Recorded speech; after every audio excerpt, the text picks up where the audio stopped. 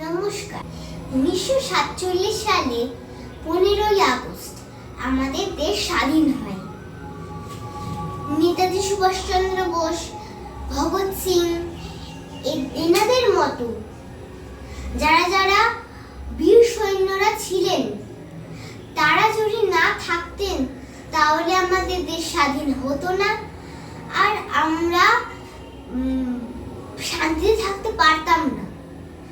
সেই জন্যে আমি তাদের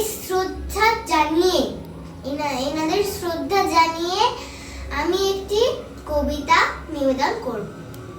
যার নাম স্বাধীনতার সুখ, লিখেছেন রজনীকান্ত সেন। বাবুই পাখির ডাকি বলিছে চড়াই, কুড়ে ঘরে থাকি করো শিল্পের বড়াই। আমি থাকি মহা সুখে, অট্টালিকা পরে, তুমি কত কষ্ট পাও রোদ বৃষ্টি ঝড়ে। বাবুই হাসিয়া কহে, সন্দেহ কি তাই?